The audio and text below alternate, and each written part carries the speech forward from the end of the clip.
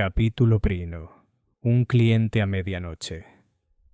Fue a finales de octubre del año 1893, cuando me enteré por primera vez de la singular aventura de la linterna que brillaba sin llama. Un asunto tan curioso, tan distinto de los crímenes comunes de los hombres, que incluso ahora, cuando pongo la pluma sobre el papel, no puedo pensar en él sin una sensación de admiración y asombro mezclados.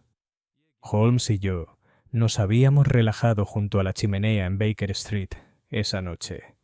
El aire exterior era crudo, con un viento del este, y la niebla, densa como una cortina de lana, presionaba los cristales, de modo que las farolas de gas de la calle parecían poco más que halos anaranjados borrosos en la oscuridad.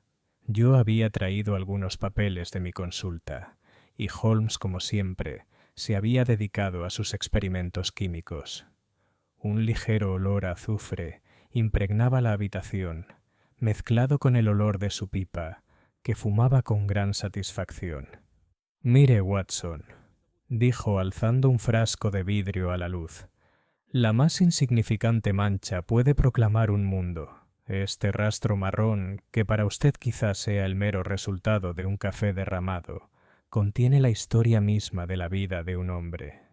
Sus hábitos, sus vicios, sus pequeños secretos desesperados, todo esperando ser leído por alguien que conozca el alfabeto». Sonrió levemente, y supe que hablaba menos para instruirme que para entretenerse. Siempre era su forma de disimular su propia energía inquieta tras tales digresiones. Apenas nos habíamos instalado en esta cómoda inactividad cuando llamaron a la puerta. Apresurados, irregulares y urgentes. La señora Hudson hizo entrar a un caballero cuya palidez y agitación denotaban una profunda angustia. Era de mediana edad, con la levita desordenada y el sombrero aferrado convulsivamente entre las manos. «Le pido perdón por esta intrusión a tan hora», balbució. «Pero me dijeron, o mejor dicho, me aseguraron, que solo el señor Sherlock Holmes puede ayudarme en mi peligro». Holmes se había levantado, sus penetrantes ojos fijos en el visitante con esa intensidad de halcón que yo conocía tan bien. «Siéntese, por favor», dijo. «¿Su nombre?» «Percival Jennings, señor. Soy empleado de la Compañía Metropolitana de Gas». Holmes inclinó la cabeza indicándole que continuara. «No hablo de asesinato, ni de robo, ni de ningún delito conocido en Scotland Yard», dijo Jennings bajando la voz aunque la puerta estaba cerrada. «Es algo antinatural. En el almacén de nuestra compañía, en Shoreditch, hay una linterna que arde sin aceite, sin mecha, sin llama, pero proyecta una luz tenue y terrible, como ningún hombre entre nosotros puede explicar». Confieso que solté una risita al oír esto. El pobre hombre estaba claramente alterado. Pero Holmes no sonrió. «¿Lo has visto tú mismo?», preguntó. «En efecto, señor. Y más aún. Anoche un vigilante murió junto a él». Ante esto la expresión de Holmes se endureció. «¿Murió? ¿Cómo?» «Sin herida ni marca, salvo una expresión de horror en su rostro que desgarraría el corazón más valiente. Su linterna yacía destrozada. Sin embargo, esa otra luz, de la que hablo, aún brillaba, fija y fría, en el suelo». Holmes respiró hondo y se recostó en su silla, con las yemas de los dedos juntas. Observé que las líneas de su rostro, a menudo de férrea compostura, delataban un leve temblor de excitación. «Ha hecho bien en acudir a mí, señor Jennings. Scotland Yard lo consideraría un tonto o algo peor. Pero dígame, ¿por qué no sospecha de usted?» «Porque, señor, Holmes no estaba presente. Me encontré con el cadáver esta mañana, y con él ese maldito artefacto. Mis superiores me pidieron que mantuviera el secreto por temor a la alarma pública. Pero no pude soportar la idea. Se lo ruego, venga a Shoreditch, véalo con sus propios ojos». La voz del hombre se quebró y enterró su cara entre sus manos. Holmes se levantó y le puso una mano en el hombro. «Tranquilícese. Se le concederá lo que desea. Watson, traiga su abrigo. Nos vamos enseguida. La niebla era aún más densa cuando paramos un taxi, con Henning a nuestro lado en un silencio solo roto por su respiración ansiosa. Las ruedas traqueteaban sobre las piedras mojadas y las farolas del Strand brillaban como fantasmas en la penumbra. Miré a Holmes, que permanecía erguido con la barbilla adelantada, y sus ojos brillaban con ese fuego interior que ardía cada vez que se presentaba un misterio digno de su poder. Holmes, me aventuré a decir, seguramente no creerá la historia de este hombre sobre una linterna sin llama. Mi querido Watson, respondió, no creo nada. Observo. Hasta que no haya observado me reservo mi juicio. Pero fíjese bien. Fenómenos descartados como imposibles han resultado ser simplemente malinterpretados. La línea entre la ciencia y la superstición es tan solo la amplitud de un solo hecho. Shoreditch a medianoche no ofrece una perspectiva muy alentadora. Las calles estaban casi desiertas, salvo por algunos infelices apiñados contra las paredes y el lejano traqueteo de la porra de un policía. Nuestro taxi giró por un callejón estrecho y nos detuvimos frente a un edificio largo y bajo de ladrillo, con persianas de hierro en las ventanas. «Este es el almacén», dijo Henning, con una voz apenas más profunda que un susurro. Abrió la pesada puerta y entramos. El aire era denso, impregnado de olor a gas y petróleo. Henning nos condujo por un pasillo de cajas y cilindros hasta que, finalmente, llegamos a un espacio acordonado con cuerdas. Allí, sobre las tablas de madera, yacía un círculo de serrín oscurecido por alguna sustancia derramada. Una linterna de diseño común yacía hecha pedazos, como si hubiera caído violentamente al suelo. Pero no fue esto lo que atrajo la mirada de Holmes, ni tampoco la mía. Allí, sobre una caja en el centro de aquel espacio acordonado, había otra linterna, sin embargo, distinta a todas las que había visto. Su carcasa era de latón, pero sin chimenea ni abertura, y de su interior emanaba un resplandor constante, frío y azulado, que no emitía humo, ni parpadeo, ni calor. Las sombras que proyectaba se extendían largas y grotescas sobre las paredes. Henning se santiguó. «Ya ven, caballeros.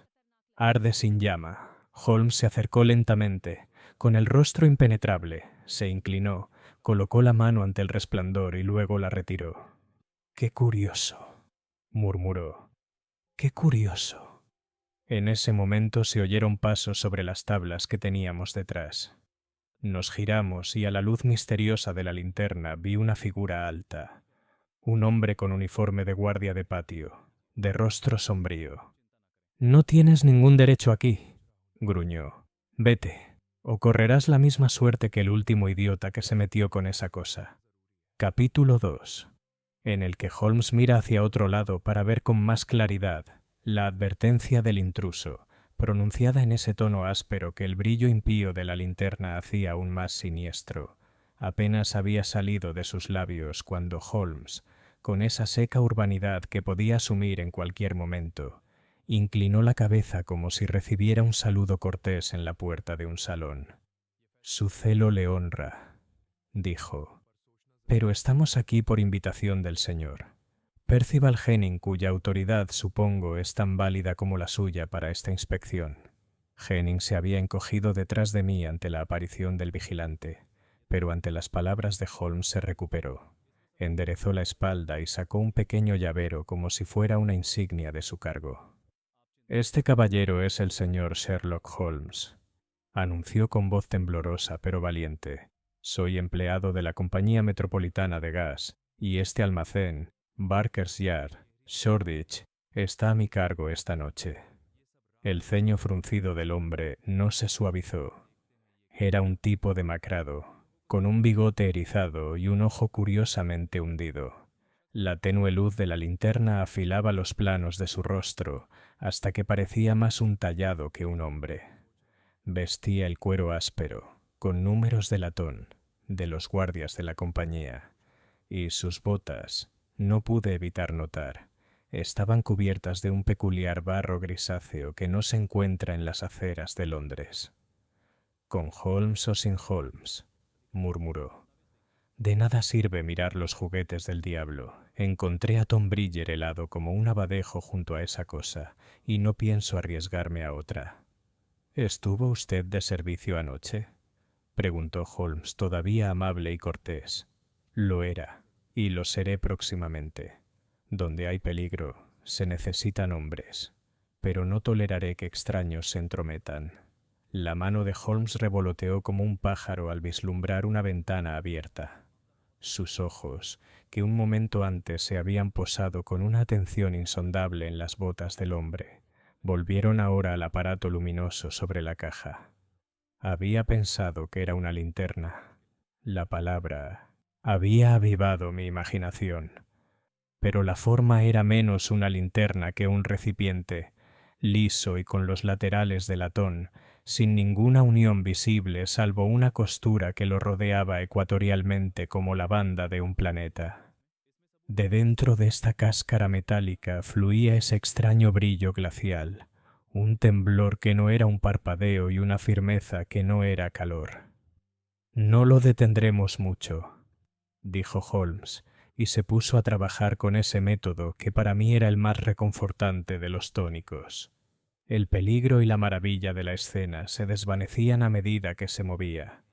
Un vaso medidor por aquí, una lupa por allá, un pequeño sobreprestado de su maletín y el leve tintineo de una navaja contra el latón. Se arrodilló y pasó la mano, con la palma hacia abajo, por la viga. «Watson», dijo, «observa que no hay sensación de calor, pero inhale con delicadeza. Sí, ahí. Un ligero olor. Fíjelo». Me incliné, olí y percibí un olor fino y metálico, no muy diferente del que surge cuando uno chasquea una pastilla de color verde invernal, pero más áspero, penetrante y, sin embargo, curiosamente limpio. «Ozono», murmuró Holmes casi para sí mismo, «o algo por el estilo. Es un juguete ingenioso, y los juguetes ingeniosos rara vez son inofensivos cuando se colocan entre hombres sin imaginación». El vigilante gruñó. «Qué mal aliento», dijo. La mirada de Holmes volvió a clavarse en él. «¿Su nombre?» «Cobb. Matthew Cobb. ¿Y usted, señor Henning? ¿Quién encontró el cuerpo? ¿A qué hora?» Henning juntó y separó las manos. «A las 6 de la mañana, señor. Relevaron a los de guardia. Vine temprano para hacer el inventario. Había habido quejas de escasez de herrajes de latón. Encontré al pobre Bridger allí, de espaldas, con los ojos». Tragó saliva. «Como le dije, señor, estaban abiertos con tanto terror. Y esta cosa brillante, a su lado. Muéstrame dónde yacía el cuerpo». Henning entró en el espacio acordonado y señaló un óvalo oscuro y cubierto de serrín sobre las tablas, a 1,5 metros del dispositivo brillante. Holmes se agachó, se puso la lupa en el ojo y estudió el perímetro de la mancha. Palpó aquí y allá con una punta de acero y luego recogió una pizca de serrín en su sobre. Aún no se acercaba al recipiente metálico más de lo que permitía un paso cauteloso. ¿Su celo, Cobb, llegó hasta el punto de perturbar la escena?, preguntó Holmes sin levantar la vista. «No le pondría ni un dedo encima», dijo el hombre, «ni a Bridger. Mandé a llamar a la policía del patio, como es la regla». «¿Y vinieron y se fueron?» «Vinieron», dijo Henning mirándome con compasión. «El inspector MacDonnell, recién llegado, tomó muchas notas, hizo pocas preguntas y al final declaró que... ¡Ay, señor Holmes! El hombre había muerto de una convulsión. Ordenó que se retiraran los restos y que el asunto se archivara, como si un alma humana fuera una leche, anotación que se llevara a la página siguiente». Los finos labios de Holmes se curvaron. «Un embargo es una solución admirable cuando no se puede recurrir a ninguna otra. Por favor, no culpe al inspector. Tiene la desgracia de tener que decidir en un mundo donde las mentes son moneda rara». Se levantó, Se sacudió la rodilla y sacó del bolsillo aquel lápiz largo y delicado con el que lo había visto esbozar un crimen con más viveza que cualquier artista. Trazó un diagrama rápido en el reverso de un tarjetero, lo colocó sobre la caja y se quedó un momento como si lo escuchara. «Watson», dijo, «complacerás a un viejo amigo si das 2 vueltas por el pasillo y luego me cuentas lo que acabo de descubrir». Conocía el juego. Era uno al que a menudo me sometía como un tutor bondadoso le impondría a un alumno lento una suma que le superaba por poco. Caminé a lo largo del pasillo más cercano, donde se apilaban sobrias filas de cajas de collarines para tuberías y sellos de plomo, y luego regresé por el siguiente pasillo, donde los cilindros, vacíos por lo que pude ver, estaban atados con hierro. «El suelo está excepcionalmente limpio», aventuré a decir al volver, «para ser un almacén, y hay una corriente de aire, quizá de la puerta». Los ojos de Holmes brillaron. «Muy justo. ¿Qué más?» Confieso que me tambaleé. La tenue luz, el olor, la presencia de los hombres. Todo esto me había desestabilizado como un cañonazo repentino puede desestabilizar a un soldado que ha enfrentado la mosquetería toda su vida. Dije algo poco convincente sobre un clavo roto en la tapa de una caja y me conformé con calmarme. «Ánimo, querido amigo», dijo Holmes amablemente. «Ha observado lo esencial y ha pasado por alto lo trivial. A mí me toca observar lo trivial en lo que se esconde lo esencial. Por ejemplo, las botas de Cobb». El vigilante se movió y apretó la mandíbula. «¿Qué pasa con mis botas?» «No están cubiertos de barro de Shoreditch, que es de un marrón rojizo debido al polvo de ladrillo de la zona, sino de una arcilla gris, ligeramente micácea, como la que se encuentra a lo largo del Lea, más allá de Hackney Marsh. Las estrías del empeine, donde se cruzan los cordones, muestran la gravilla de un sendero fluvial». «Has estado allí hoy, Cobb». «De hecho, hace muy poco, pues la arcilla está húmeda y aún no se ha agrietado». Cobb lo miró fijamente, con una admiración hosca en conflicto con la desconfianza. «¿Y si lo he hecho?» «Entonces puede que se haya encontrado con un caballero cojo de la pierna derecha, que fuma Cavendish y lleva un bastón con virola de asta. No es un trabajador, pues su pañuelo es de lino y ha sido lavado recientemente con sales de violeta. Sin embargo, está decaído, pues se ha apretado el paño contra la boca con tanta fuerza que ha dejado un leve rastro de sangre. «Tos, Cobb, no bebo». Puede que le haya preguntado cómo llegar a la salida del desagüe de la compañía. El rostro curtido de Cobb se contrajo. «No sé cómo lo haces», murmuró. «Pero había un caballero así. Hablaba con suavidad. Dijo que estaba dibujando las luces del pantano». El rostro de Holmes se quedó por un instante tan inmóvil como el cilindro de latón que teníamos delante. «Luces de pantano, en efecto». Se volvió hacia Henning. «Señor Henning, ¿su empresa elimina los reactivos usados de su sala de contadores? ¿Cloruros, quizás? ¿Sales metálicas?» Henning se sonrojó. «Hay un fregadero en la parte trasera. Va al desagüe del patio. El Departamento de Recuperación ha sido económico en sus contratos». «¿Económico?», repitió Holmes como si saboreara la palabra. «Y ciertos caballeros dibujan luces de pantano en el Lea. Watson, ¿recuerda el fuego azul que vimos en la demostración del profesor Croft? El tubo de Geisler. Cómo vibraba en el aire y producía un leve escozor en la nariz». Sí lo recordaba. El recuerdo de aquella bobina de cristal bañada por una luz misteriosa surgió ante mí con un vuelco. El paralelismo no pasó inadvertido para Henning, quien se quedó boquiabierto. «¿Se refiere a la electricidad, señor Holmes?», susurró. «No quiero decir nada todavía», respondió Holmes casi secamente. «Solo observo que nuestro amigo de bronce, a pesar de su modestia, podría ser un instrumento para un truco más moderno que el gas. El mundo cambia, señor Henning, y quien vende luz por pies cúbicos algún día se encontrará compitiendo con quienes la venden por chispa. Su empresa no carece de rivales. Los dedos de Henning se apretaron sobre las teclas hasta que hicieron clic. ¿Crees que nos han saboteado? ¿La Junta Eléctrica? No lo harían. Los hombres hacen lo que les permite su interés e imaginación, dijo Holmes. En este caso, sospecho que solo fue la imaginación de un hombre. Tenía un motivo para traer su luciérnaga a su cobertizo. Si ese motivo fue curiosidad, malicia o lucro, aún está por verse. Se había acercado, paso a paso, al dispositivo, manteniéndose siempre a contracorriente de aquella tenue exhalación metálica que ambos habíamos detectado. Con un hábil movimiento de su cuchillo, raspó una mínima viruta de la veta ecuatorial, la recogió en una tarjeta y la envolvió. Luego, arrodillándose, acercó la mejilla a 2 centímetros del latón y observó. Vi cómo se le erizaban los finos pelos de la sien. «Hay un temblor», dijo en voz baja. «No de calor, sino de carga. Silencio». Levantó un dedo. En el silencio del almacén, la ciudad lejana sonaba como el mar. Entonces, ¿era una fantasía?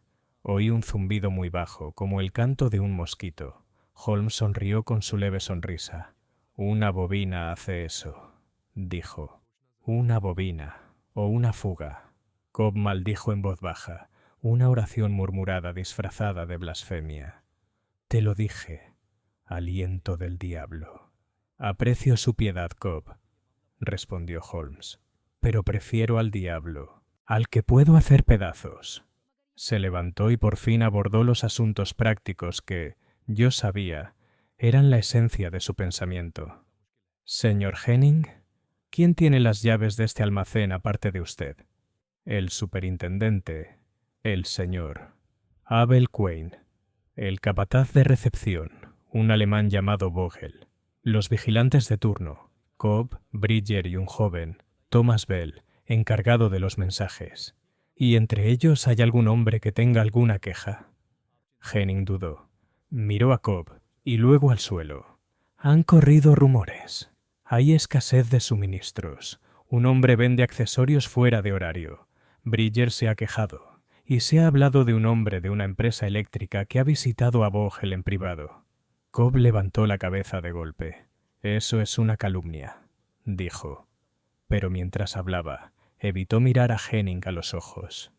«Dime la empresa», dijo Holmes. Henning se retorció las manos. «No lo sé, solo que el hombre hablaba con acento escocés y tenía modales de conferenciante». «Ah», dijo Holmes, y el monosílabo, pronunciado en ese tono plano, me indicó que había dejado deslizar otra carta en el orden oculto de su baraja. Cerró de golpe su maletín. «Ya hemos inspeccionado suficiente por esta noche. Watson, la niebla se está disipando. Sus pacientes empezarán a creer que el Támesis ha encontrado su camino al interior si trasnocha demasiado. Señor Henning, haga exactamente lo que le digo. Fije a Cobb en la puerta exterior y no permita que nadie entre en esta habitación. Mantenga el objeto luminoso intacto. Estará más seguro aquí que en cualquier cámara acorazada de la policía, por ahora.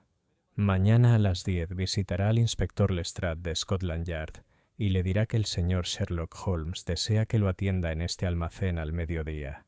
No hable de bobinas, linternas, ozono ni demonios. Hable solo de irregularidades en el inventario y de una muerte que no lleve el sello de una incautación. Si duda, apele a su curiosidad, que es más fuerte que su escepticismo». Henning asintió rápidamente. «Sí, sí, señor Holmes». Cobb arrastró las botas, adusto pero obediente. Si le disgustaba la idea de vigilar aquello que temía, no dio muestras de ello. Holmes, cuyo respeto por el coraje siempre está a la par de su desprecio por la estupidez, le dedicó al hombre una breve inclinación de cabeza que, creo, lo reconfortó más que cualquier palabra. Nos adentramos en la noche. La niebla se había disipado hasta convertirse en una gasa a través de la cual las farolas flotaban como planetas apacibles. Un viento gélido soplaba por el camino e hizo ondear algunos banderines mugrientos en el alero. Nuestro coche esperaba, el caballo desprendiendo un leve vapor, con la cruz mojada por el trabajo de la noche. Mientras hablábamos, no pude contener más mis preguntas. «Holmes», exclamé, «no querrá decir que este brillo misterioso mató al vigilante». «Quiero decir», respondió, «que un hombre yace muerto y, junto a él, una máquina de la que ni Henning ni Cobb pueden dar cuenta. Cuando se encuentra un hombre con un atizador a su lado, no necesariamente se detiene el atizador. La pregunta no es qué, sino quién. Aún así, y aquí su mirada se volvió distante. Una bobina que canta en la noche, un susurro de ozono, un bote sin costura. Watson, hay ingenio aquí, y donde hay ingenio, hay motivo. Lo encontraremos vivo entre los hombres, tan seguro como encontramos el temblor en el latón. Se sumió en el silencio, que he aprendido a respetar como terreno fértil, donde sus conclusiones crecen sin ser vistas. Sin embargo, incluso en silencio, estaba ocupado. Sus largos dedos se movían en su regazo como si tocara un piano sin teclas. Una vez se inclinó para mirar a través del cristal embarrado del taxi las luces de la ciudad. Una vez sorbió por la nariz y emitió un leve sonido de satisfacción, como si algún rastro del almacén se le hubiera pegado al puño. «Hiciste una observación sobre Cobb que, confieso, me dejó atónito», dije al fin. «El caballero de la tos, las sales de violeta, la férula de cuerno». «Básico», dijo Holmes con tono amable. «La virola de cuerno raspa, no abolla. Deja una leve marca en el cuero cuando un hombre se levanta a hablar. La espinilla izquierda de Cobb tenía una marca similar. En cuanto a Cavendish, el olor dulce y sordo se le pega al pelo, y la gorra de Cobb no era inocente. El pañuelo, de lino, conserva sus arrugas y sus olores de una manera que el algodón no puede imitar. Y en cuanto a las sales de violeta, mi olfato está tan familiarizado con el remedio más barato de la farmacia londinense como tu mano con el pulso. Y la sangre, un poco de óxido en el redil. Solo me dijo que nuestro dibujante no se encuentra bien, pero con mala salud un hombre buscará un empleo diferente al de un bribón vigoroso. Puede ser una herramienta en manos más sutiles. Negué con la cabeza, sonreí y me recosté, reconfortado por la vieja sensación de ser pasajero en un barco cuyo piloto infalible era mi amigo. Sin embargo, incluso a través de esa tranquilidad, se percibía una cierta inquietud. Había algo, no en el resplandor, ni en el olor, ni en la osquedad del vigilante, sino en la forma en que Henning había hablado de la escasez y de un visitante con un acento peculiar. El mundo de la luz de gas y el mundo de los cables se acercaban en Shoreditch, y entre ambos, imaginé, un hombre podría ser aplastado. Regresamos a Baker Street, donde la señora Hudson nos había reservado un plato de riñones para nuestra cena tardía. Holmes comió poco, sacó su violín del estuche, lo afinó con atención y, en lugar de lanzarse a una de sus salvajes y paganas aventuras, tocó una melodía tan sencilla y dulce que la niebla del exterior pareció detenerse en la ventana para escuchar. Era una vieja melodía escocesa, Cade Yowes, y de ella deduje que aún conservaba la melodía en la mente. Antes de separarnos para pasar la noche, reunió un pequeño conjunto sobre la repisa de la chimenea. El sobre con serrín, la tarjeta con sus virutas de latón, una tira de papel tornasol que había oscurecido suavemente en la llama, y su boceto del bote con varias dimensiones anotadas en esa letra suya pequeña y precisa, que cualquier oficinista podría envidiar. «Una última cosa, Watson», dijo mientras tomaba mi vela. Se fijó en la corriente de aire en el almacén. La puerta gotea, pero los hombres también. Cuando vayamos mañana, no fije la vista en lo más brillante de la habitación. La linterna no es buena para los ojos. ¿Te refieres a...? Solo quiero decir esto. Observen las caras cuando llegue Lestrade. Un hombre que teme a la ley se estremece ante su perfume. Entonces determinaremos si ese brillo es causa o tapadera. Con ese consejo indirecto me despidió. Dormí poco. La imagen de esa luz fría e inquebrantable regresaba una y otra vez, flotando en el borde de mis sueños como un fuego fatuo, atrayéndome, advirtiéndome, sin prometer nada. En la gris mañana me levanté y encontré a Holmes ya en su banco de química, con las mangas arremangadas, el cabello revuelto y una expresión de austera satisfacción en sus delgados rasgos. Había manchado la viruta de latón con algo que dejó un pálido anillo en la tarjeta. «Bien», murmuró. «Entonces no es latón puro. Es un revestimiento. Y debajo... ya veremos». Miró el reloj. «Vístase, Watson. Visitamos a Lestrade. Si el destino nos acompaña hoy, nos encontraremos en Shoreditch al mediodía y conoceremos al señor, a Belquaint, al señor Bogle y a cualquier otra persona que haya vendido luz fuera de horario». Fue así como el caso, que había comenzado con un resplandor sin fuego, avanzó hacia la iluminación más humana que la presencia de Scotland Yard suele arrojar sobre las sombras de un misterio, una iluminación que deslumbra a algunos, revela a otros, y a menudo deja la verdad quieta en la oscuridad, esperando que Holmes la nombre. Capítulo 3. De Lestrade, un superintendente y un capataz alemán. Apenas desayunamos, Holmes me metió a empujones en un coche con tanta rapidez que apenas tuve tiempo de anudarme la corbata. Sus largas extremidades se doblaron a mi lado, su mirada fija más allá de la niebla matutina, con ese aire de paciencia depredadora que presagiaba una cacería inminente.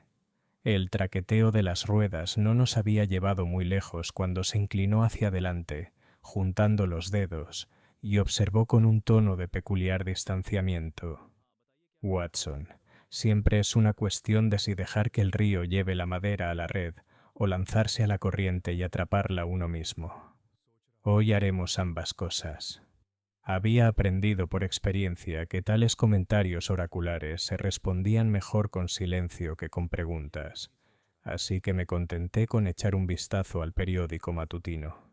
Lo único destacable era la noticia de un robo en Clerkenwell, en 1500, el que la caja fuerte de un joyero había sido abierta sin rastro de violencia. Me pareció irrelevante para nuestro recado, pero la mirada de Holmes recorrió la página rápidamente, se detuvo un instante en el párrafo y luego regresó a la niebla del exterior sin hacer comentarios. Llega Scotland Yard. Llegamos a Barker's Yard unos minutos antes del mediodía. El gran almacén parecía tan sombrío e imponente como de noche, aunque la luz del día revelaba sus ladrillos agrietados y sus canaletas oxidadas. Cobb, todavía con su uniforme de vigilante, montaba guardia en la puerta exterior, con la mandíbula apretada como si se preparara para un golpe. Se tocó la gorra y nos dejó entrar sin decir palabra. Dentro encontramos al señor Henning conversando con el inspector Lestrade, cuya figura enjuta y rasgos afilados me resultaban tan familiares como a cualquier lector de estas crónicas. Nos recibió con su habitual mezcla de cortesía y escepticismo. «Bueno, señor Holmes», dijo, «me han traído de nuevo a Shoreditch por recomendación suya. Espero que no se trate de otra de sus fantasías y pasos fantasmales. Scotland Yard no tiene tiempo para juguetes fosforescentes». Holmes inclinó la cabeza con una sonrisa. «Usted es la personificación de la duda sana, inspector. Sin embargo, en este caso, el juguete ha matado a un hombre». Lestrade sorbió por la nariz, se ajustó los puños y se volvió hacia Henning. «Este caballero me dice que un guardia nocturno murió aquí. Era Tom Bridger, y que sospechan que se trata de algo ilícito. El médico que examinó el cadáver informó de una insuficiencia cardíaca. ¿Lo niegan?» Los finos labios de Henning temblaron. «Sí, señor. Vi su rostro. Podría haber sido un ataque, pero ¿qué ataque deja el aire viciado y una luz brillando donde no debería haberla?» Ante esto Lestrade levantó una ceja. «¿Una luz?». Holmes señaló hacia el recinto acordonado. Incluso a la luz del día, el bote de latón aún emitía su misterioso resplandor, pálido como la luz de la luna invernal y firme como una estrella. El aplomo habitual de Lestrade flaqueó por un instante. Soltó una breve carcajada que no ocultó su inquietud. «Vaya, por Dios. He visto muchas cosas raras, señor Holmes, pero ninguna que brillara sin siquiera una mecha. ¿Qué diablura es esta?» «No es diablura, inspector, sino mecanicismo», dijo Holmes. «Y el mecanicismo no es más que la herramienta de los hombres. Ese es el asunto que nos ocupa». El superintendente. En ese momento entró otra figura, acompañada por el golpeteo de su bastón contra el entarimado. Era el señor Abel Quaint, superintendente de la sucursal de Shoreditch de la compañía de gas. Un hombre corpulento, de rostro rubicundo, con patillas recortadas según la reglamentaria norma de la respetabilidad. Su amplio chaleco tiraba de los botones, y su actitud era una mezcla de bravuconería y ansiedad. «¡Caballeros! ¡Caballeros!», exclamó. «¿Qué es todo esto?» «Henning, le dijeron que mantuviera el asunto en secreto. Y usted, señor», se volvió hacia Lestrade, «¿qué derecho tiene Scotland Yard a entrar en nuestro almacén?» «El derecho a una muerte inexplicable, señor». «Quaint», respondió Holmes antes de que Lestrade pudiera hablar, «si sus intereses se ven perjudicados, culpe menos a la ley que a la circunstancia que la provocó». La mirada de Quaint se dirigió al cilindro brillante y vi cómo palidecía. «Nunca debió haber quedado aquí», murmuró. «La Junta se pondrá furiosa». «Ah», dijo Holmes en voz baja. «¿Entonces la Junta está al tanto?» El superintendente se sobresaltó y luego se cubrió con una tos. «Solo quiero decir que tales artilugios nos desprestigian. Nuestros rivales aprovecharán la ocasión para burlarse de nuestra ciencia». «¿Rivales, señor Quaint?», preguntó Holmes con engañosa naturalidad. «La compañía eléctrica, por supuesto. Se jactan de cables y dinamos, como si la luz de gas fuera un truco de magia. Bah, menuda farsa y peligro a partes iguales». Holmes no dijo nada, pero capté el brillo en sus ojos. «Señor Vogel». El siguiente en llegar fue Herr Vogel, el capataz alemán. Era un hombre bajo y robusto, de mediana edad, con el pelo corto y un porte a la vez respetuoso y reservado. Su inglés era preciso, con un toque de acento teutónico que le daba a sus palabras cierta gravedad. «¿Quieren interrogarme, caballeros?», dijo. «Les responderé lo que sé. El pobre Bridger era un buen muchacho. Quizás tenía enemigos, pero no aquí». «¿Enemigos?». Lestrade captó la palabra. Vogel extendió las manos. «Bebió demasiado, habló demasiado alto. Pero era honesto. Es por eso que, como dices, ya no está vivo». Holmes lo miró fijamente. Habla como si su honestidad le hubiera costado cara. Los ojos de Vogel parpadearon y luego bajaron. «No sé nada, señor Holmes. Solo que se quejó de escasez. Dijo que los libros no encajaban con las cajas. Eso es todo». Holmes en el trabajo. Holmes paseaba lentamente por el recinto, con cada movimiento deliberado. Se detuvo junto a la mancha de serrín, se arrodilló y levantó una astilla de madera con sus pinzas. Se la acercó a la nariz y luego a la luz. «Fíjese, Watson, en el tenue matiz verdoso. Sospecho que es el rastro de una reacción química.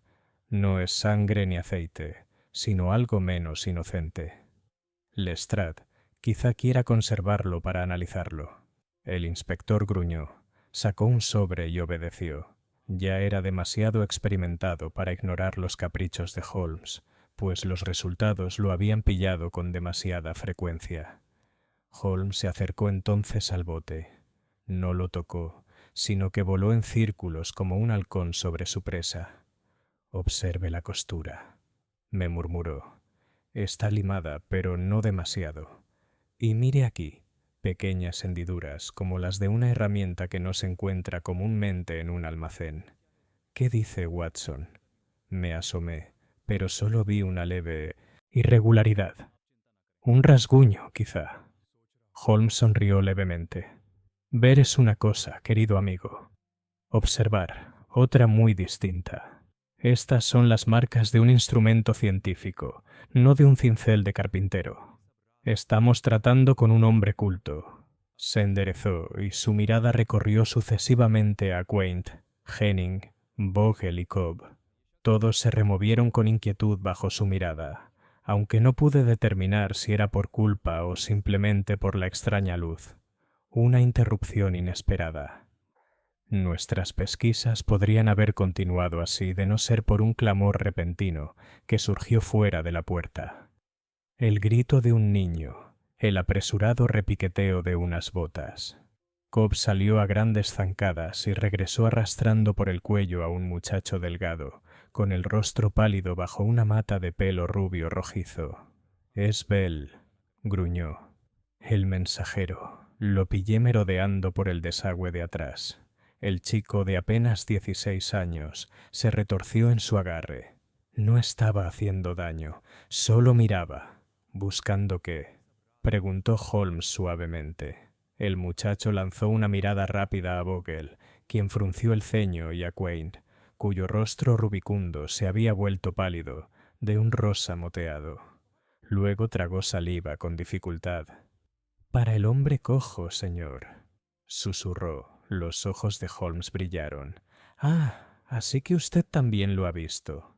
«Sí, señor.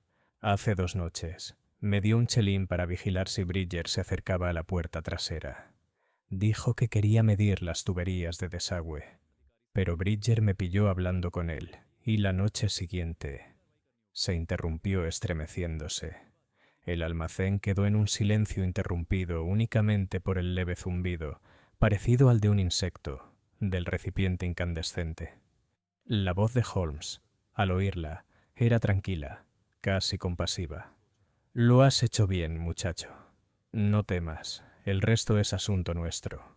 Resumen de Holmes. Al salir del almacén, Holmes caminaba al lado del Lestrade, hablando en voz baja pero rápida. «Tenemos 4 figuras en nuestro escenario, inspector. Extraño, el superintendente, cuya ansiedad es más corporativa que personal. Vogel, el capataz alemán, que sabe más de lo que admite. Cobb, el vigilante, que teme lo que no puede comprender. Y Bell, el chico que ha sido sobornado. Pero sobre todos ellos se cierne la sombra del hombre cojo. Encuéntrenlo y descubrirán la mente detrás de esta maquinación». «¿Y qué hay de la linterna?», preguntó Lestrade. La mirada de Holmes volvió a posarse en él. El pálido resplandor se extendía hacia afuera, indiferente a los hombres que se acobardaban ante él. «Eso, inspector», dijo, «no es más que la máscara. El rostro que hay debajo es humano, y es ahí donde debe caer nuestra red». Volvimos a salir al crudo aire de octubre, mientras la niebla se cerraba sobre el patio. Holmes se arrebujó en su abrigo y paró un taxi. Tenía los ojos brillantes, y supe que la persecución había comenzado en serio. «Watson», dijo mientras subíamos, «tenemos que hacer una visita esta noche a Clerkenwell.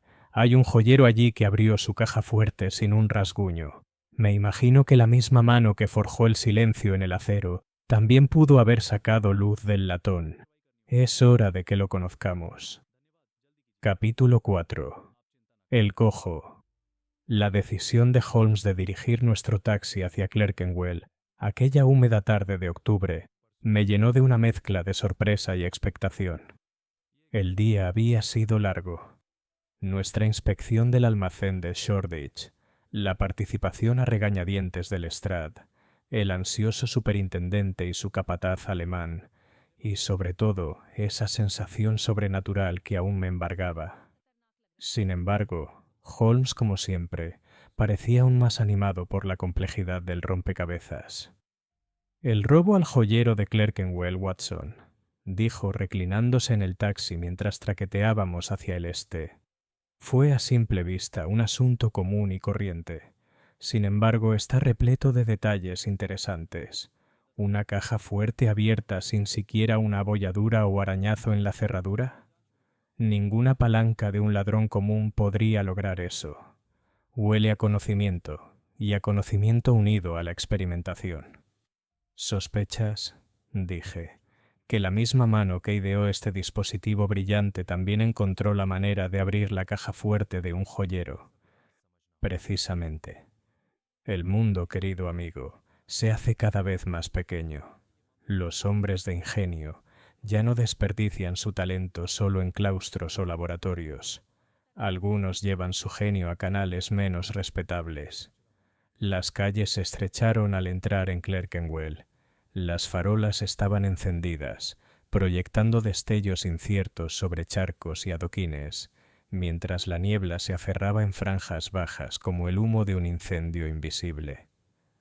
Nos detuvimos frente a una pequeña tienda con las persianas medio cerradas. Dentro, una figura corpulenta en mangas de camisa discutía con un policía. «Este es el señor Elkins, el joyero», murmuró Holmes. «Escuchemos su historia, la cuenta del joyero Elkins, un hombre rubicundo y de panza próspera. Nos saludó con toda la exasperación de un comerciante que ha contado su historia demasiadas veces. Caballeros, pueden mirar cuanto quieran, pero les digo que no hay ninguna marca en la caja fuerte. Ninguna. Salí a las 10, volví a las 6 y faltaban 3 bandejas de anillos. Ninguna ventana forzada, ninguna cerradura forzada, como si las joyas se hubieran escapado solas». Holmes sonrió levemente. «Y sin embargo, señor Elkins, las cosas rara vez caminan sin piernas. ¿Puedo examinar la caja fuerte?» El joyero nos condujo a la parte trasera, donde había una pesada caja de hierro atornillada a la pared. Holmes examinó la cerradura, con el catalejo bien apretado, sus largos dedos acechando, pero sin tocarla. Murmuraba de vez en cuando, frunciendo el ceño y rozando el acero con la nariz. Por fin se enderezó, con la mirada encendida. «Watson, observe. No hay rasguños, cierto, pero aquí ¿ve una ligera decoloración en la costura?» Me acerqué. Una mancha grisácea y opaca, como de humo. No es humo, es calor, aplicado con delicadeza. La cerradura ha sido suavizada, no forzada. Se empleó un dispositivo quizás similar al de Shoreditch, que libera una energía concentrada sin llama. Elkins gimió. «¿Qué diabólicos trucos son estos? ¿Qué hombre honesto podría enfrentarse a semejante villanía?» Holmes le puso una mano en el brazo. «Tranquilícese, señor. Cada dispositivo lleva la firma de su creador. Ya empiezo a leer la mano de este hombre». La sombra coja. Apenas habíamos salido de la tienda cuando Holmes, que había estado observando la calle con atención, me agarró de la manga. «Watson, ahí». A través de la niebla distinguí una figura alta y delgada que se movía con paso irregular por la acera. Se apoyaba en un bastón, arrastrando ligeramente la pierna derecha hacia atrás. Llevaba una gorra calada hasta la frente y el cuello del abrigo subido para protegerse del frío. «El cojo», susurró Holmes. «Vamos, Watson, no debemos perderlo». Partimos en su persecución, nuestros pasos amortiguados por las piedras húmedas por la niebla. El hombre se movía con agilidad a pesar de su enfermedad, serpenteando por estrechos callejones con sorprendente familiaridad. En una ocasión se detuvo bajo una lámpara para encender una pipa, y percibí el dulce y denso aroma a tabaco Cavendish que se dirigía hacia nosotros. Holmes aceleró el paso, como pensaba. El dibujante de luces de pantano ha encontrado nuevos lugares. La persecución nos llevó a zonas más oscuras, donde niños harapientos merodeaban y mujeres con la cara pintada llamaban desde los portales. Finalmente el hombre entró en un patio estrecho y subió las escaleras de una humilde pensión. Miró hacia atrás, y aunque sus ojos se cruzaron con los nuestros solo un instante, sentí una fría punzada de reconocimiento. No era un vagabundo común, sino un hombre culto, de rasgos refinados aunque desgastados por la enfermedad. Desapareció dentro, cerrando la puerta con firmeza. Holmes me agarró del brazo. «Esta noche no, Watson. El pájaro ya está en su nido. No debemos asustarlo y que salga de su nido antes de saber cómo está construido. Información de la casera. A la mañana siguiente nos encontramos en la misma pensión. Un lúgubre edificio de ladrillo con la pintura descascarada y las ventanas manchadas de mugre. Una casera de rostro afilado nos abrió la puerta, observándonos con recelo hasta que Holmes sacó una libra esterlina. ¿El caballero cojo? Preguntó Holmes en voz baja. Su rostro se suavizó al instante. Se hace llamar, señor. Mortimer. Un erudito, diría yo, aunque pobre como una rata de iglesia. Paga regularmente, pero vive tranquilo. Tiene horarios irregulares y recibe paquetes de casas científicas, tubos de vidrio, cables, botellas con cosas de chontoscini, olor raro. Una vez me dio un disgusto cuando una reventó y llenó la escalera de humo. ¿Tiene visitas? Solo he visto a uno, un extranjero, quizás alemán, corpulento y bajo. Hablan largo y tendido en voz baja. Una vez oí la palabra peculiar, por si te suena. Los ojos de Holmes brillaron. Así es. Gracias, señora. Ha sido de gran ayuda. Reflexiones de Holmes. A medida que nos alejábamos, Holmes se volvió más abstraído. Golpeaba el pavimento con su bastón al ritmo de sus pensamientos. Un erudito, Watson, viviendo en la oscuridad, incursionando en experimentos peligrosos. Un visitante alemán, seguramente el señor Vogel, y el nombre peculiar en sus labios. El triángulo empieza a cerrarse. ¿Crees que este Mortimer es el inventor de la linterna? Casi con toda seguridad. La cojera, el tabaco, los instrumentos, todo apunta a él. Pero el motivo, ese es el mayor enigma.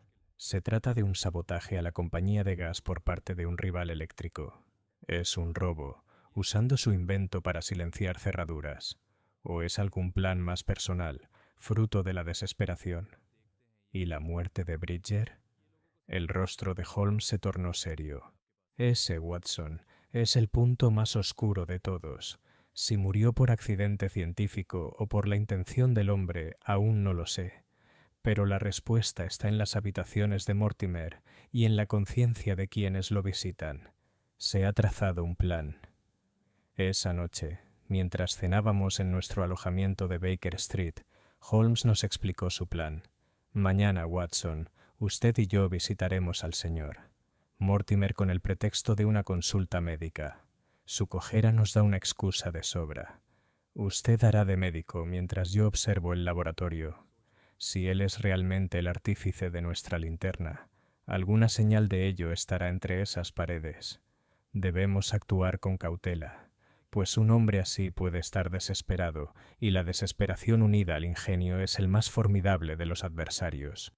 Se reclinó hacia atrás, juntó los dedos y mantuvo los ojos medio cerrados. Recuerde, Watson, el resplandor es solo el síntoma. La verdadera enfermedad es humana.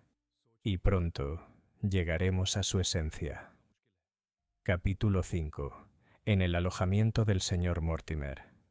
Con no poca expectación acompañé a Holmes a la mañana siguiente al miserable barrio de Clerkenwell, donde nuestro conocido cojeando se había instalado. La niebla se había disipado, pero el aire seguía crudo y húmedo, con una llovizna que resbalaba los adoquines y hacía resonar los cascos del caballo sobre las grasientas piedras. Holmes se encontraba en uno de esos estados de profundo silencio, con los ojos entornados y sus largos dedos tamborileando suavemente sobre su bastón, como si estuvieran ensayando una sinfonía mental. «Holmes», dije al fin, ¿de verdad cree usted que este hombre Mortimer es nuestro culpable? Mi querido Watson, respondió abriendo los ojos un instante, no creo nada. Observo. Mortimer podría ser la araña en el centro de esta red, o simplemente la mosca enredada en el hilo de otro. Nos corresponde a nosotros determinar cuál. La visita, la pensión, al llegar, era aún más lúgubre de día que de noche. Los ladrillos estaban ennegrecidos por el hollín, la barandilla de la escalera grasienta por el uso.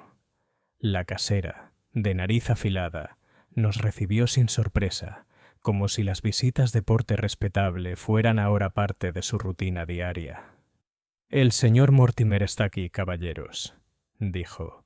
«Segundo piso, atrás. No me hago responsable del olor, claro está. Casi enferma a las criadas». Holmes me miró con una leve sonrisa. «Adelante, Watson. Después de todo, usted es el médico».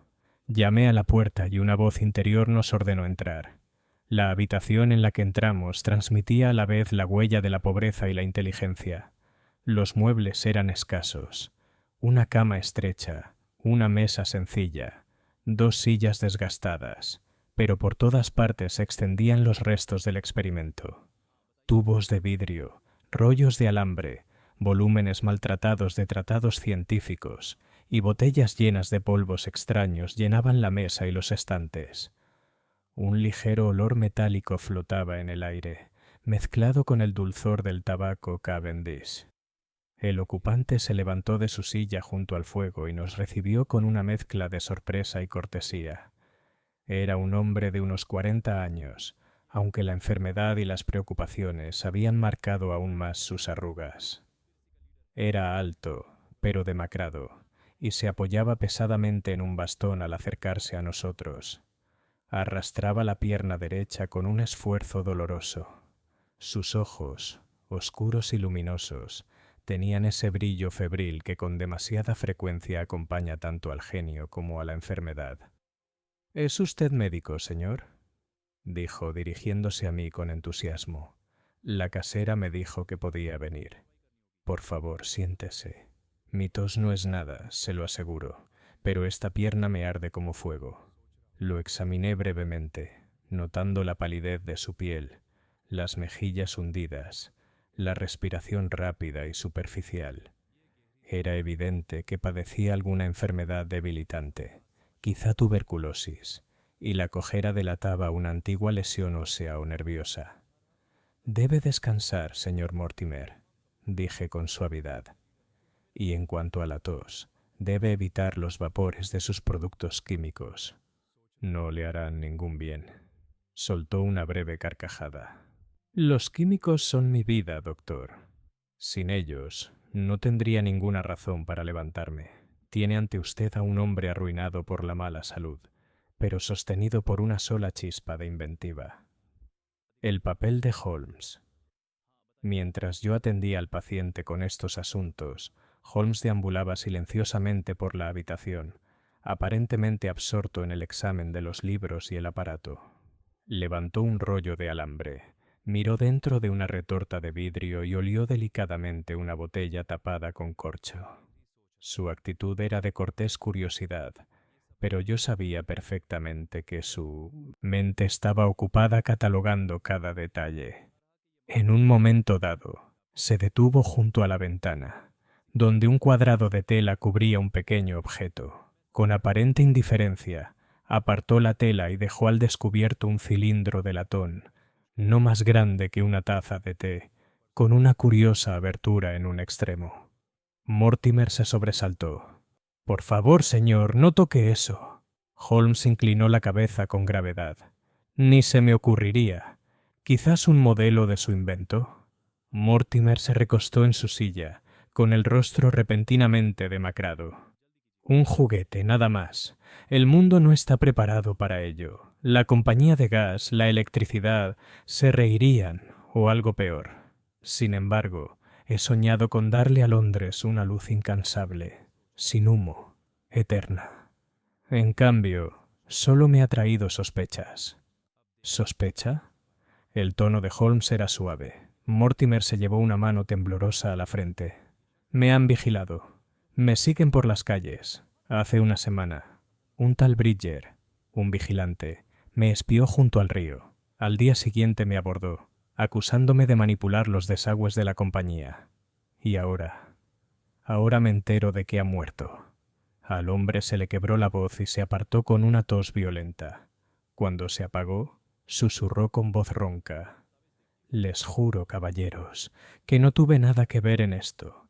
Si mi invento le ha hecho daño, fue por infortunio, no por malicia. La pista oculta. Fue entonces cuando Holmes, con el pretexto de ordenar una pila de libros, hizo un sutil movimiento que pasó inadvertido para Mortimer, pero no para mí. Había sacado un papel doblado de entre las páginas de un volumen y lo había escondido en su bolsillo con la delicadeza de un prestidigitador. Su rostro permaneció impasible, su actitud inalterada, pero supe en ese instante que había descubierto una pista vital que por el momento decidió ocultarme incluso a mí. «Señor Mortimer», dijo Holmes por fin, «su invento es extraordinario, pero semejante ingenio no debería desperdiciarse en un alojamiento como este. ¿Podría volver a visitarlo con uno o dos caballeros eruditos que puedan apreciar mejor su trabajo?» Los ojos de Mortimer se iluminaron con una mezcla de esperanza y miedo. «Si crees que no me traicionarán, sí. Pero ven pronto, porque no me queda mucho tiempo de vida». Holmes hizo una reverencia. «Volveremos, señor. Mientras tanto, cuide su salud». Holmes no revela nada. Nos despedimos y bajamos la sucia escalera. Una vez en la calle, me volví hacia mi compañero. «Holmes, ¿qué opinas de él?» Me pareció un desafortunado visionario, más digno de lástima que de sospecha. Holmes paró un taxi y me indicó que entrara antes de responder. Sus ojos brillaban con emoción contenida, pero sus labios se curvaron en esa enigmática sonrisa que me enfureció y me fascinó a la vez. «Mi querido Watson», dijo, «hemos visto a un hombre enfermo con un juguete brillante y la conciencia culpable. Pero la cuestión es si la culpa reside en lo que él hizo o en lo que otros le obligaron a hacer. Por ahora debemos conformarnos con lo que hemos aprendido». «¿Y qué hemos aprendido?», pregunté. Holmes se limitó a tocarse el bolsillo, donde estaba el papel robado. «Eso, querido amigo, debe permanecer en secreto, por el momento». La tensión creciente. Su evasividad me irritaba, pero no podía negar la emoción que siempre acompañaba la sensación de que él había visto más que yo, de que algún hilo sutil ya se cernía sobre él, aunque permaneciera invisible a mis ojos. Regresamos por las calles envueltas en niebla, y reflexioné con inquietud sobre el rostro pálido de Mortimer, sus manos temblorosas y sus desesperadas protestas de inocencia. Si Holmes tenía razón, entonces en esas destartaladas habitaciones se encontraba la clave de la muerte de Bridger, la extraña linterna brillante y quizás incluso el futuro de la iluminación de Londres. Sin embargo, qué frágil, qué lastimoso parecía el hombre que pudiera ostentar tal poder. Enfermo, sin amigos, perseguido.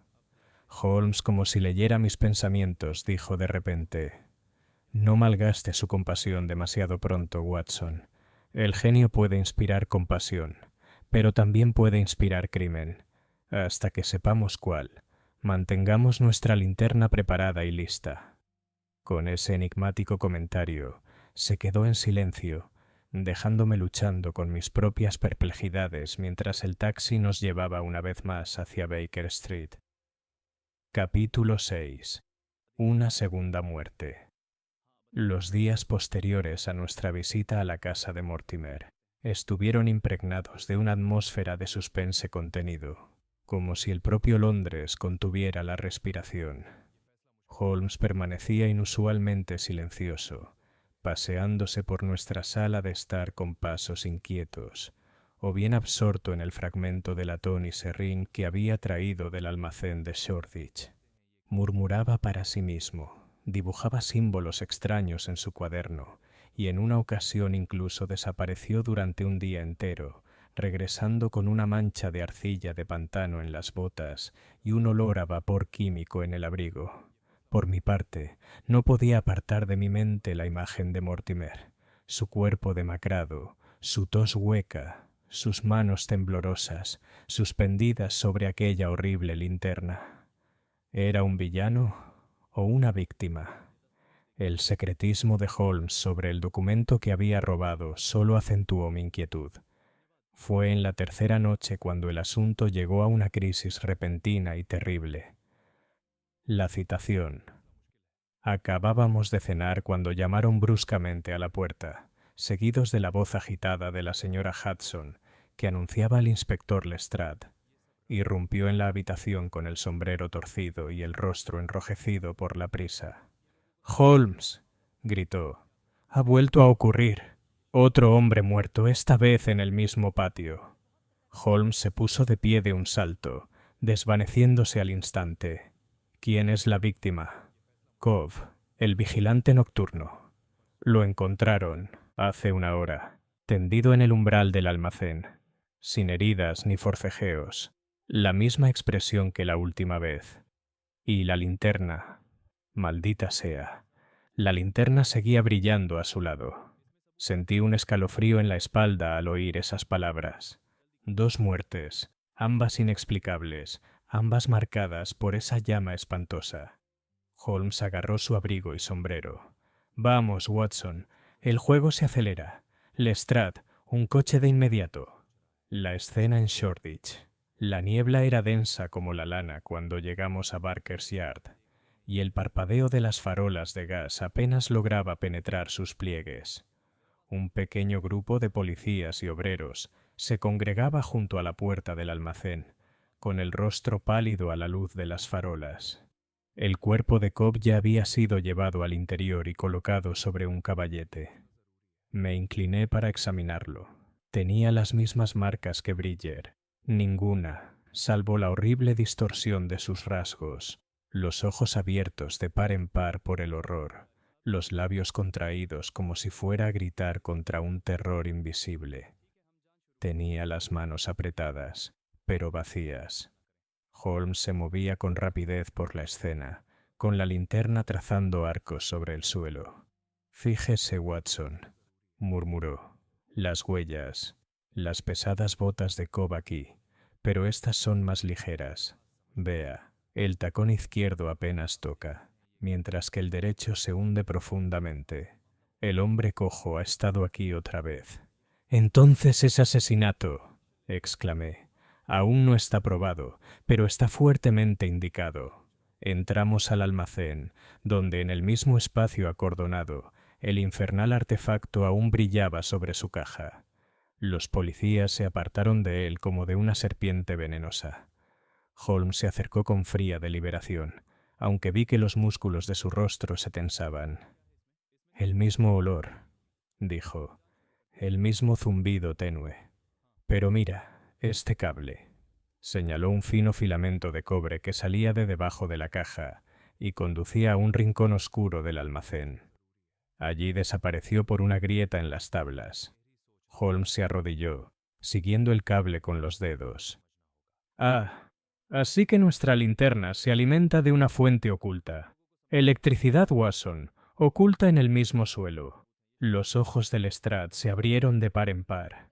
«Entonces no es una linterna, solo la flor visible de una raíz enterrada.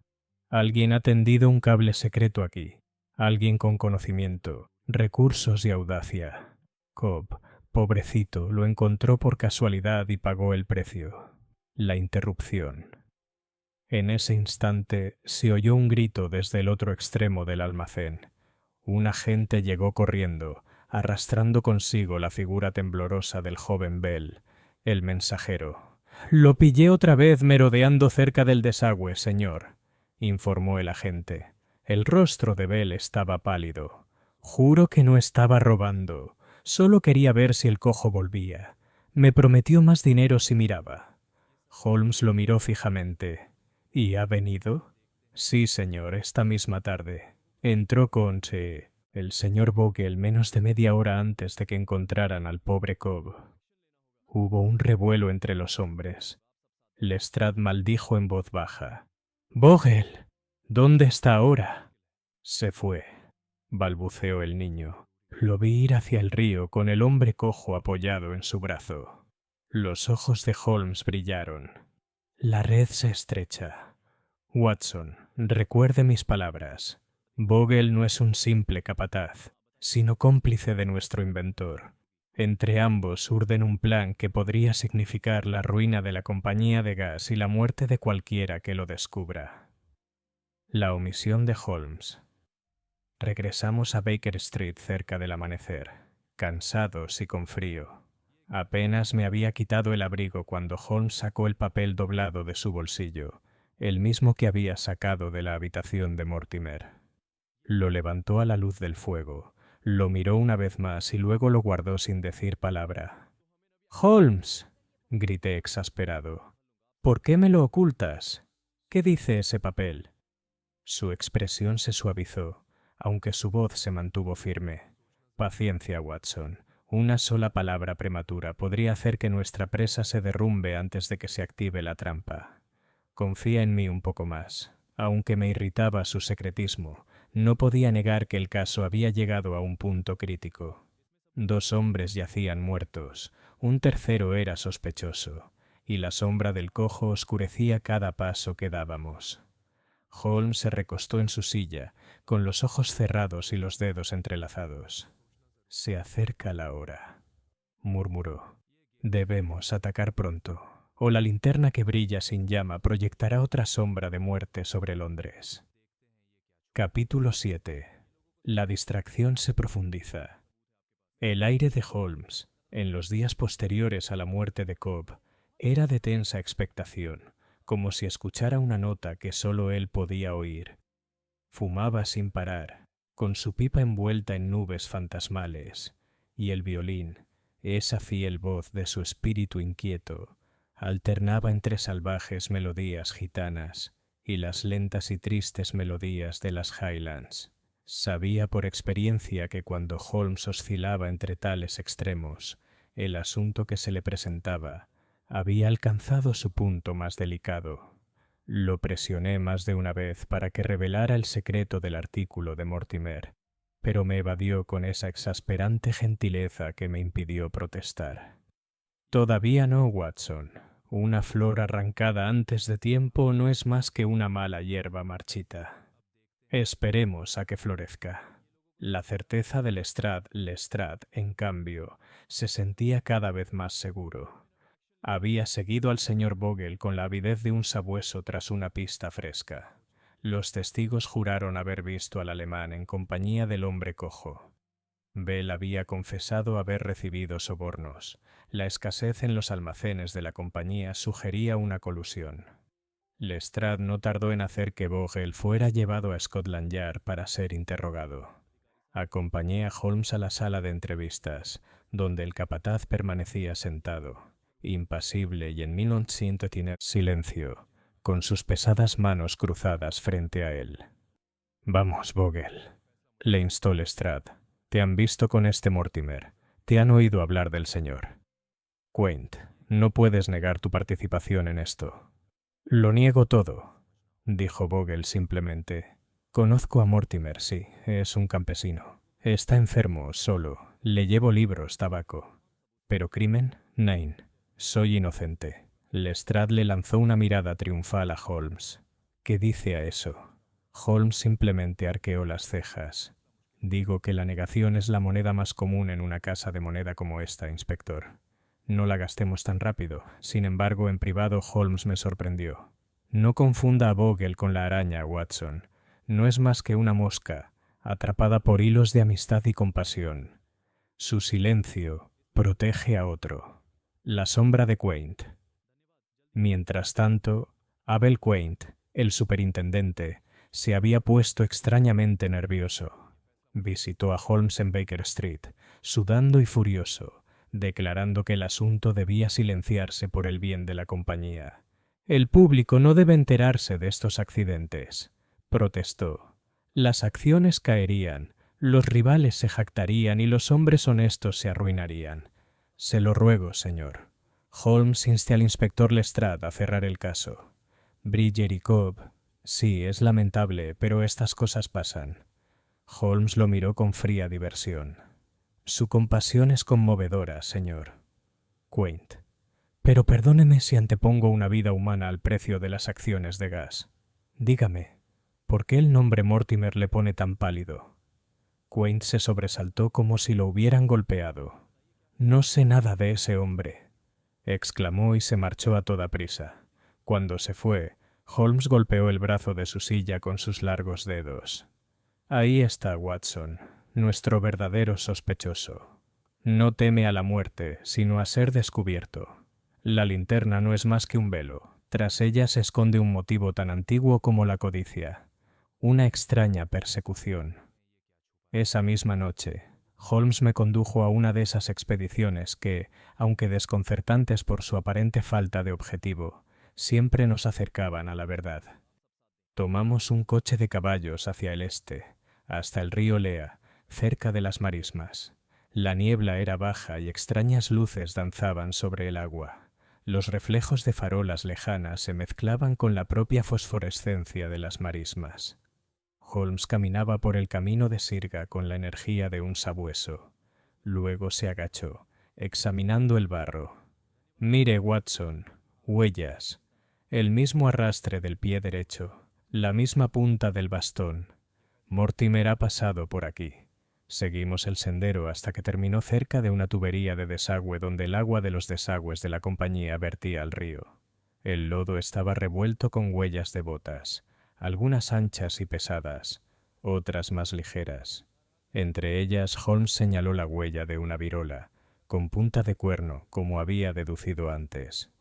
«¿Y esto qué nos dice?», pregunté. «Que Mortimer viene aquí a menudo, que recibe ayuda y que han bajado algo al agua». Señaló las piedras resbaladizas, donde aún se podían ver las marcas de una cuerda.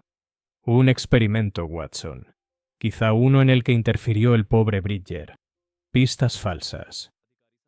A la mañana siguiente la confusión aumentó.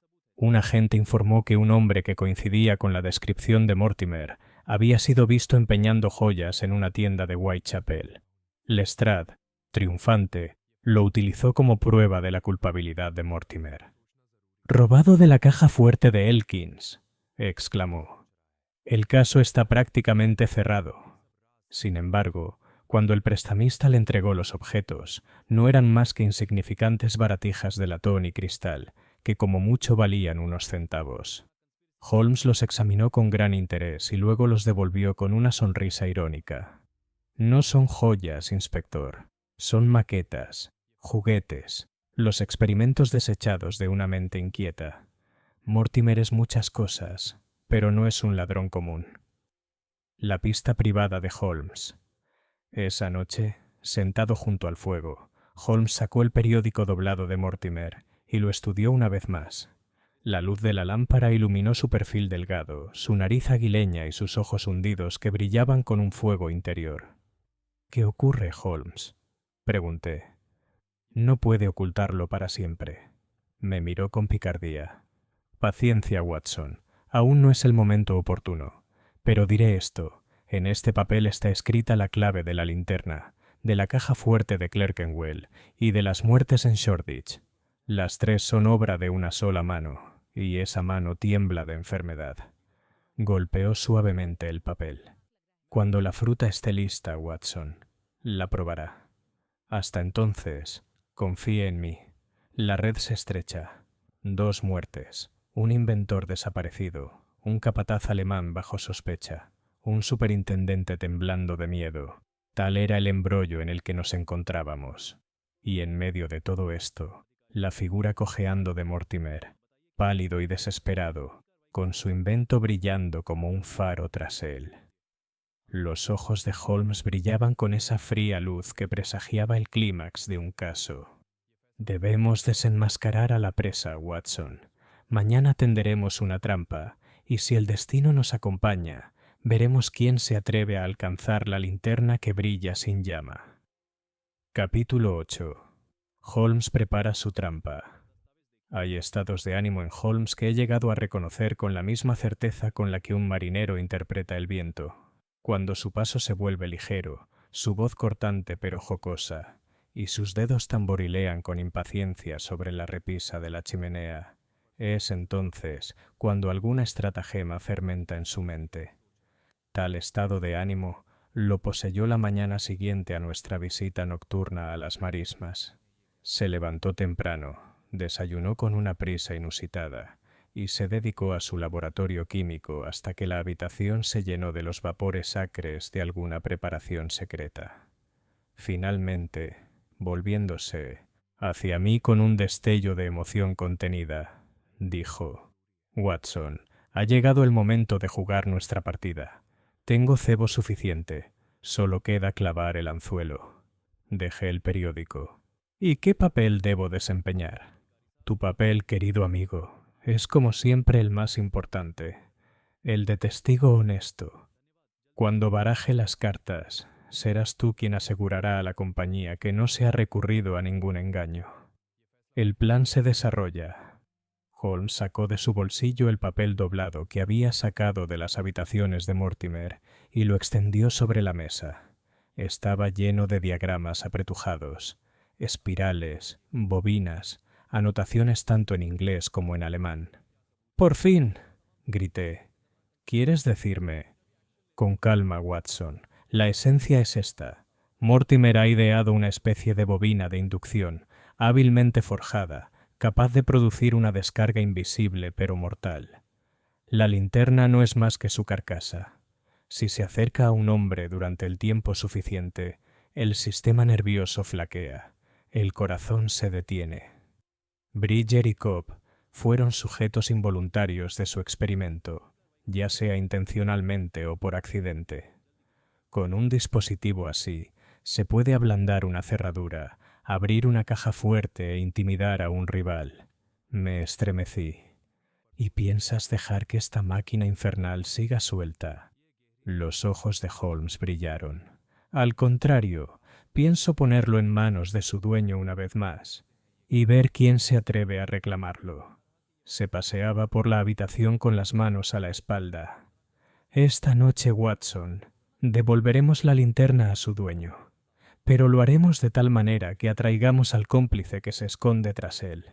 Lestrade pondrá el escenario, Mortimer el cebo, Bogle el coro y el señor Abel Quaint, me imagino, será el apuntador invisible. El disfraz». Era ya tarde cuando Holmes desapareció en su dormitorio, reapareciendo media hora después tan transformado que apenas lo reconocí.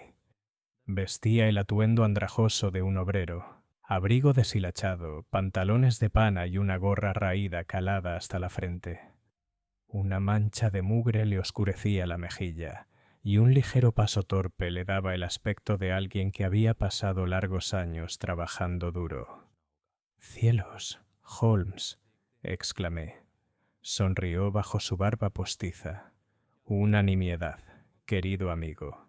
Se aprende más en una hora de charla informal entre obreros que en una semana de entrevistas formales.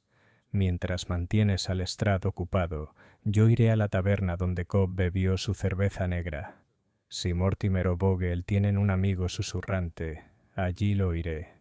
Y con eso se fue, dejándome a mí caminando de un lado a otro por la sala de estar en una agonía de suspenso hasta que cayó el anochecer. En el almacén, por acuerdo, Lestrade y yo nos encontramos esa noche en Barker's Yard. La linterna, aún brillando con su luz siniestra, había sido colocada sobre una mesa central bajo vigilancia. Bogle, hosco e inquieto, fue traído de su celda. Quaint llegó en protesta, declarando todo, el procedimiento un ultraje, y por último, el propio Mortimer fue conducido, pálido y tembloroso, apoyado pesadamente en su bastón. Cuando sus ojos se posaron en la linterna, lanzó un grito entre alivio y terror.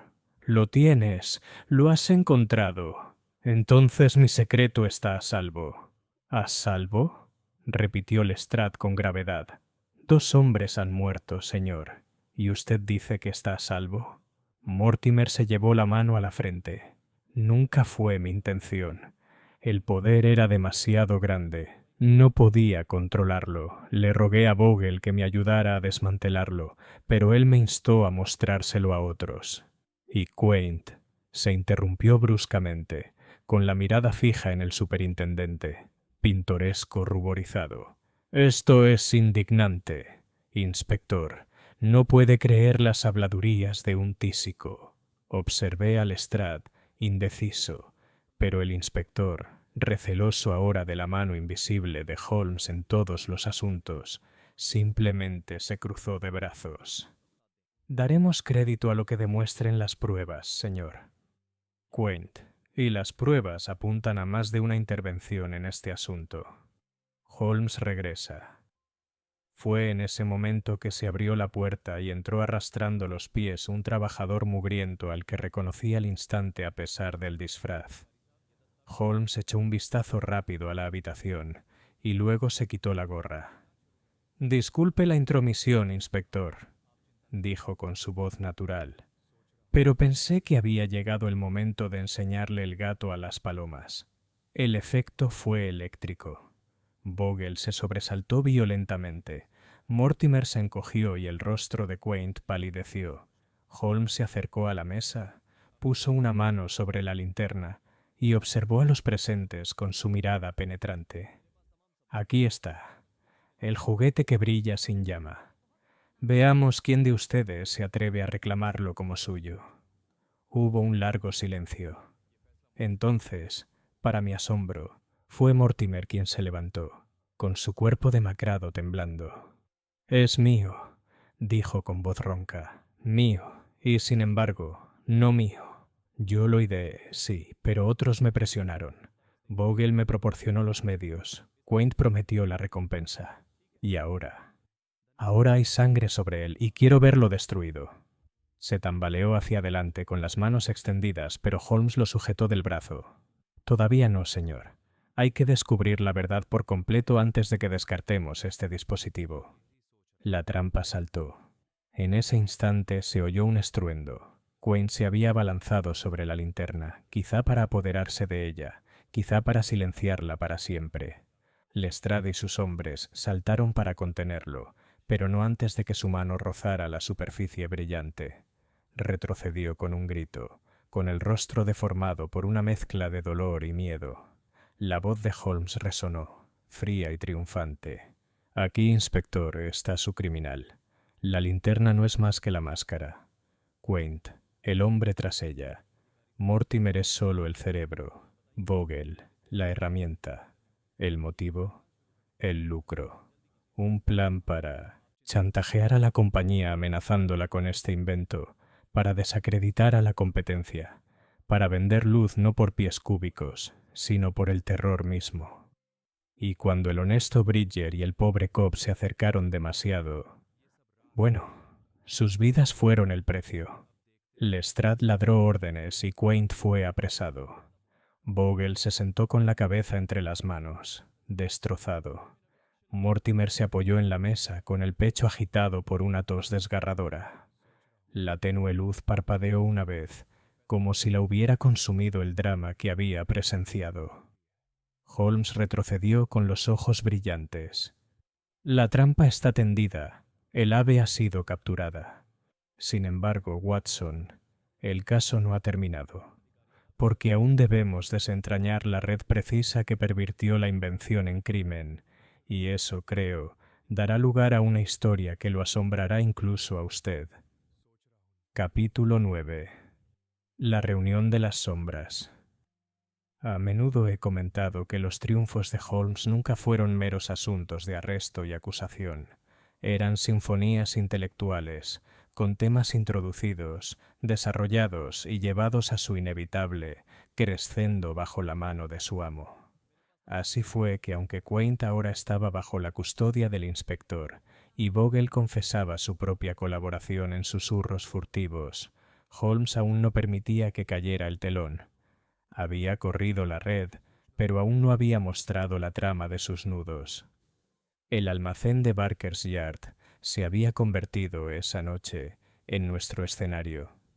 Lestrade había reunido a todos los protagonistas, Quaint, Bogle y Mortimer, bajo vigilancia, con Henning presente como secretario y testigo. La linterna brillante, siniestra incluso en su silencio, aún descansaba sobre su caja, proyectando su pálido resplandor sobre todos los rostros. Cobb y Bridger, pobres almas, solo estaban representados por el recuerdo de sus muertes. Holmes permanecía algo apartado, alto y austero, con su perfil de halcón contra la luz fantasmal. Finalmente levantó la mano para pedir silencio. Holmes comienza. «Inspector», dijo, «tiene ante usted a 3 hombres enredados en este asunto. Uno es un lisiado visionario, otro un cómplice débil, el tercero un conspirador que disimulaba su avaricia con respetabilidad. Ahora me corresponde ordenar la secuencia de acontecimientos que nos ha traído hasta aquí». Se volvió hacia Mortimer. Este caballero, antaño un prometedor estudiante de filosofía natural, concibió un dispositivo para producir una descarga constante. Luz fría, generada por inducción, en su debilidad y pobreza experimentó con su invento en este mismo distrito, utilizando el desagüe de los desagües de la compañía. Ese era su propósito, ¿verdad, Mortimer? El hombre pálido inclinó la cabeza. Sí, señor Holmes. Soñé con iluminar Londres con una corriente más segura que la llama. Pero me fallaron las fuerzas, se me esfumaron los fondos y me vi obligado a guardar el secreto. La parte de Vogel Holmes continuó, con voz serena pero inexorable. El señor Vogel, su compatriota, se topó con sus esfuerzos. Ya sea por lealtad o por insensatez, le trajo provisiones de los almacenes de la compañía, casquillos de latón, alambre de cobre, pólvora de la sala de contadores. Así se explicaba la escasez. Vogel murmuró algo en alemán y enterró su cara entre sus manos. La mirada de Holmes se desvió hacia Quain. Y entonces llega el verdadero villano.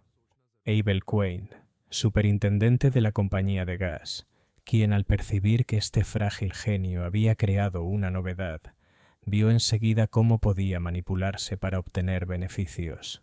Si se conseguía que la linterna brillara sin llama, los rivales de la compañía de gas en electricidad podrían ser acusados de sabotaje, el pánico podría deprimir las acciones, y un hombre astuto podría llenarse los bolsillos mientras fingía proteger a sus empleadores. ¿No es así, Quaint? Quaint bramó, con la cara enrojecida y blanca. Es mentira, una invención perversa. Pero Holmes siguió adelante inexorablemente, las muertes explicadas. Sin embargo, 2 hombres se interpusieron en el camino. Bridger, el vigilante, honesto hasta la indiscreción, espió a Mortimer en el pantano. Amenazó con delatarlo. Quaint, temiendo el fracaso de su plan, convenció a Mortimer de que probara su artimaña con el vigilante bajo el pretexto de una demostración. El pobre hombre se desplomó, y Quaint, en lugar de ayudarlo, ordenó silencio. Entonces Cobb, valiente pero desconfiado, descubrió demasiado. El cable, el zumbido bajo el suelo. Él también fue silenciado. La linterna no mata con fuego, sino con una descarga invisible que paraliza el corazón. Ambos hombres perecieron, no por la malicia de Mortimer, sino por la manipulación de Quaint. Mortimer gritó con voz ronca. «Es cierto, nunca quise hacerles daño. Solo quería demostrar mi luz, mostrarle al mundo». Su voz se quebró en un ataque de tos. Holmes volvió a levantar la mano. «Así pues, inspector, la secuencia es clara. Invención pervertida por la avaricia, inocencia corrompida por la complicidad y vidas perdidas por cálculos despiadados». La distracción desenredada.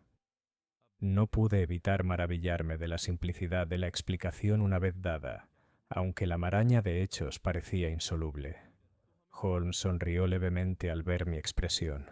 «Watson, usted observó cómo cada paso nos desviaba. La presencia de Vogel sugería una conspiración alemana. La pobreza de Mortimer lo hacía parecer un ladrón.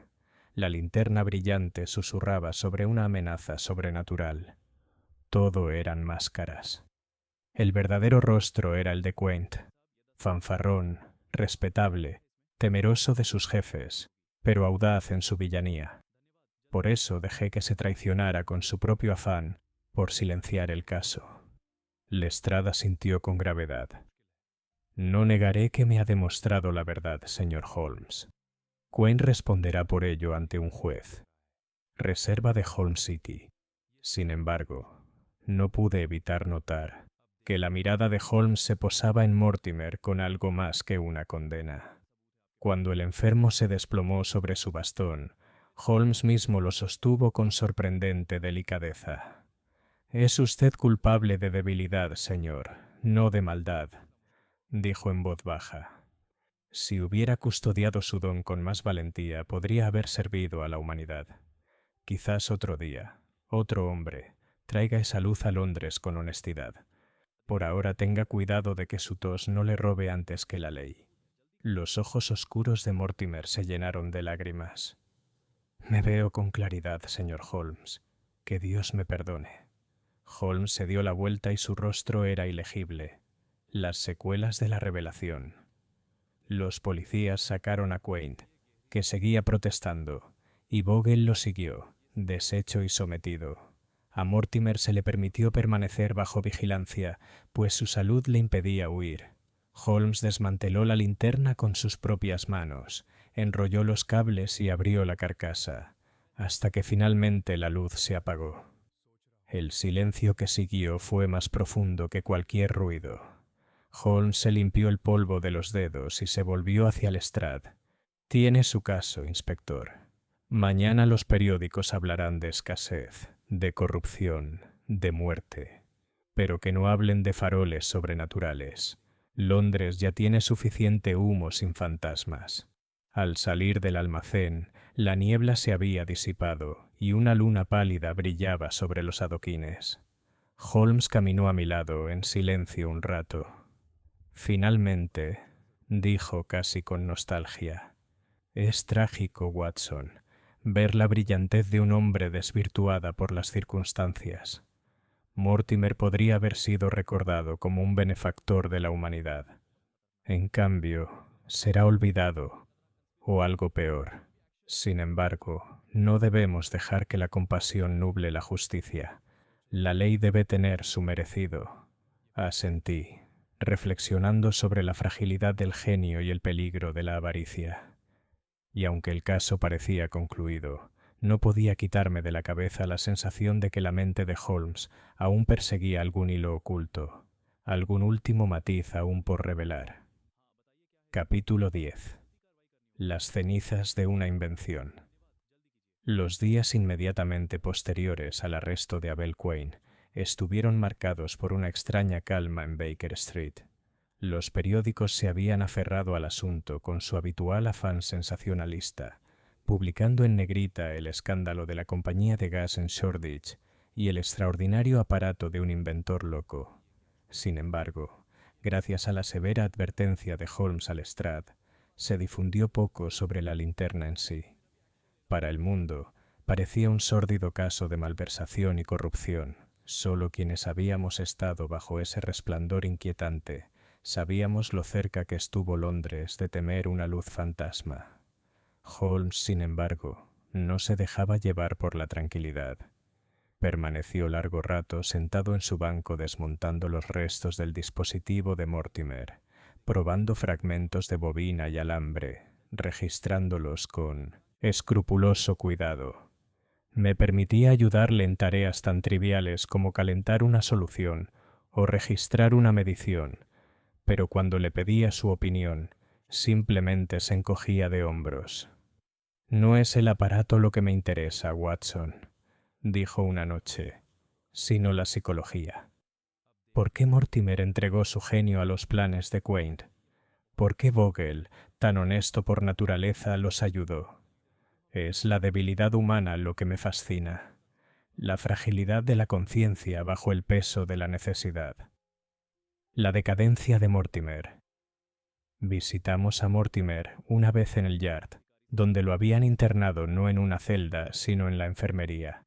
Estaba consumido, casi como una sombra, respirando con dificultad a cada palabra. Sus ojos brillaron de fiebre al ver a Holmes. «Dicen que quizá no viva para el juicio», susurró. «Quizás sea mejor así. Nunca quise que me llevara la muerte. Soñé con la luz, Holmes. Luz para todo Londres. Holmes lo observó con esa mirada fría pero compasiva que pocos hombres podían soportar. Su sueño era noble, señor. Fue su ejecución la que falló. Depositó su confianza en hombres cuya ambición superó sus escrúpulos. El genio sin disciplina no es más que yesca esperando la chispa. Mortimer tosió con fuerza y luego agarró la mano de Holmes. Prométeme que lo destruirás todo, que nadie más siga mi plan. Holmes inclinó la cabeza. Ya está hecho. El enfermo cerró los ojos y lo dejamos a merced de lo que le quedaba. La confesión de Bogle también hizo una confesión más completa.